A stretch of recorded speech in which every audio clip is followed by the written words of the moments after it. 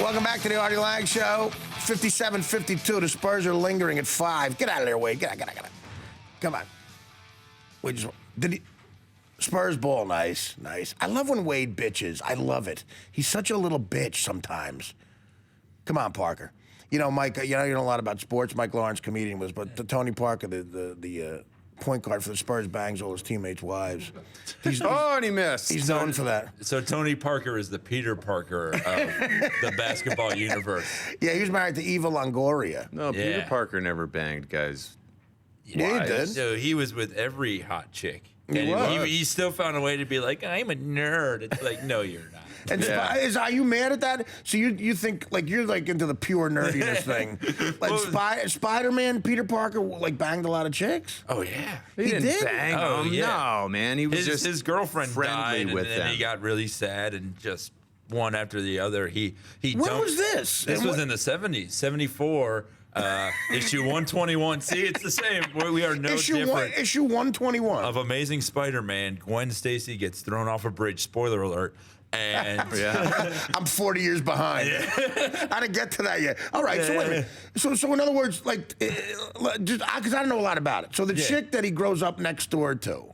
well, that's Mary Jane, and she's not introduced until issue 41 in the comic books. He's with Gwen Stacy first. They fall in love. She dies. He goes through a ton of chicks Really? before he gets to Mary Jane. That is weird. So he's not a nerd at all. I mean, No. so he does like what Burt Reynolds would do in the 70s when he broke up with her. Yeah, when Burt Reynolds' girlfriend got thrown off a bridge. I heard the greatest story about Burt Reynolds. This writer, Fred Wolf, one of the guys who wrote Dirty Work, he was talking to someone who used to work for Burt Reynolds.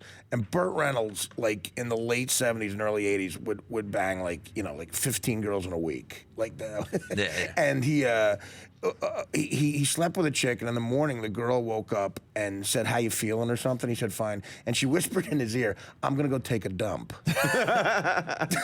And he was so turned off that he didn't have sex for 3 weeks. But she did end up banging Dom DeLuise that night, so it's all good. But think about it. For Burt Reynolds in 1980 not to have sex for 3 weeks, he's given up on like 70 women. Yeah. Wow. Mike, has that ever happened to you? Has a girl ever leaned to you in bed and said, "I'm going to take a dump"? Oh, I would let her stay. I'm not taking my chances. That's fine. Want me to? natural. Now, how do you do with women? Do you have a girlfriend? Yeah, I've had a girlfriend for about 3 years now. She's that's awesome. good. Yeah. Oh, that's nice. Yeah, she works at Sesame Street. It's pretty cool. What does she do over there? She's a producer. Oh, that's cool. Yeah. So she's in the industry. Yeah. I didn't even know. So Sesame Street is still actively on. Yeah. Oh, New wow. episodes. Yeah. Yeah, okay. How about the electric company? Has that been canceled yet? I believe they have a new one. They rebooted it. Yeah. They do. They did. You know, there's like some no good actors like there used to be, though. Yeah. You remember Morgan Freeman was on the electric company. Yeah. Yeah, when he used to play characters other than Morgan Freeman. Yeah. Yeah, so well, that's cool. So you think you're gonna get married and stuff? Yeah, I think so. Yeah. You got an album out. This is Mike Lawrence's CD. Yeah. It's called. What is it called? Sadamantium. Wolverine's claws are made out of adamantium, and I'm depressing. So I put out a couple of albums, and they always tell you make the name like sort of easy to say for people. So you just went the direct opposite way. Sadamantium. Because if you know how to say it, you'll probably buy it. Yeah, So, that's right. But how many people know how to say it? 11 so far. I must say, after meeting you, I'm dying to hear your comedy. Oh, thanks, I man. really am. Now, I where do you appreciate play? that. Where do you play around town? I play at a lot of different clubs, Stand Up New York, Comic Strip. I do a lot of the alt rooms and You stuff. do what's the one? There's a big one. I know Colin, my friend Colin Quinn. He goes to this Yeah, one. the Creek in the Cave. Yeah, the Creek in the Cave. Yeah, I did the release party there. I've been Okay. performing there for years. I love that place. It's And- good, right? Oh, when I got Montreal, they're the ones who helped me get my passport. They're like the best people. They helped you get your passport. Dude, I had zero money. I was living in a friend's basement. I was completely broke, and I didn't have the money to get a passport. How many people does the Creek in the Cave hold? I'd say that the theater itself, maybe like 80, maybe 100. So it's a real small. Like Yeah. Did you ever do the Cellar? I got past. They haven't used me. Really? Yeah. No kidding. Nah. I bet A year ago, yeah. I bet. I mean, I'm going to get you in there. It's gonna Oh, be- thanks, man. Do you want to get in there? I would love to, yeah. All right. I auditioned. Well, you take me to the Creek in the Cave. I'll take you to the Cellar. You got it. No, because I want to go there, but I'm so lazy. It's another borough, right? I don't want- Dude, it's literally 10 minutes from Manhattan. You take the 7 train, 1 stop from Grand Central, and you're right there. Like, seriously, yeah. Mike, please. I take the Range Rover train. You understand what I'm saying? Yeah. it's right across the bridge. No, is it the 7 train? One of the worst experiences I ever had in my life was on the 7 train. I went to a Yeah, Met it's like game. the Star Wars cantina in there, yeah. I went to a Met game. Star Wars cantina. Mos Eisley. MetroCard. I went to my buddy David Herman from Mad TV. Did you ever see the movie Office Space? Oh, I love it, yeah. The guy who played Michael Bolton. Oh, I know, yeah. I was a big man. That's my white mama. Oh, Me and my dad used to Thank you. love watching it. I appreciate it. I'm glad you and your dad bonded over what I did, and we're enemies over what he did. That's fantastic. But so David, There has to be a villain, my son. David was like my best friend at Mad TV, and he told me that when he was 10 years old, his friend's German grandmother took them to see Star Wars. He lived in he lived in Washington Heights, and she had a real thick accent. Yeah. So after the cantina scene, like it's real quiet in the theater, and the German grandmother in a thick accent goes, "This film was made by a crazy person." Which is a polite way to say Jew at the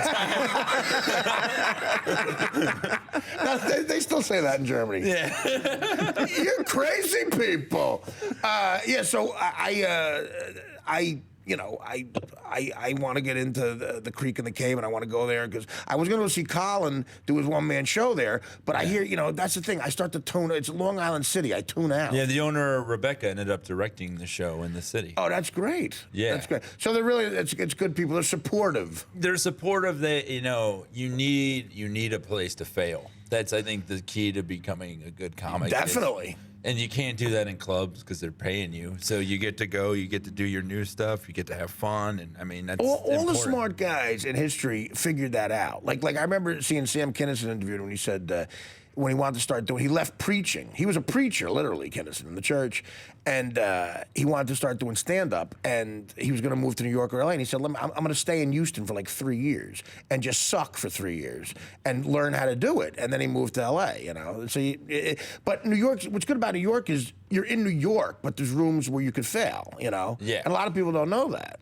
No one remembers you till you're good anyway. That's true. I've met some of the same guys 10 times, and they don't know me until they see a set and like it. And even if you give the guy the benefit of it, even if he sucks that night, you're like, it's fine. Yeah. See, you do that. You're nice. I tried to. I don't remember comedians. Yeah. When I first started, I don't remember comedians being that nice, man. It was a vicious group of vindictive people standing in the back of a room. My mom was a comic for 15 years. You're in kidding Florida, me. yeah. She did stand up on the road? Yeah, in Florida. Yeah. Really? Yeah. Now, how did that work out with your dad? They divorced. That's how that worked out. Was she good? Be honest. She was decent, yeah. What was her good. material like? It was more fun. I mean, there's this weird cultural clash because like she used to do jokes about her grandma. Her mom was my grandma, and like you ever go to the old folks home and she would do like a Jewish voice, and then one of my jokes is we lost my grandma in 2001 and she died in 2006. And I remember the first time I did that joke in front of her, it was a 300-seat, room, and there were 12 people there, and she was one of them, and I saw her cry. Oh my God! Yeah. Really? Yeah. When you make your mother cried. I think like she heard the joke, was like, I remember when I found the body. It's like that. Sometimes I do that too. When I think about some material I do, I think of my mother seeing it, and I'm going, "Oh my God, do I just want to murder her?" But she's always really nice. My mother, like when she sees me on TV and I know I did stuff that she might find a little risque, she'll always say something like, "Well, your hair looked nice." Those are a nice pair of slacks. Yeah, I never pick get those up in Paleocaville. I believe me, that's hard for her to say. Yeah. I don't have any nice slacks lately.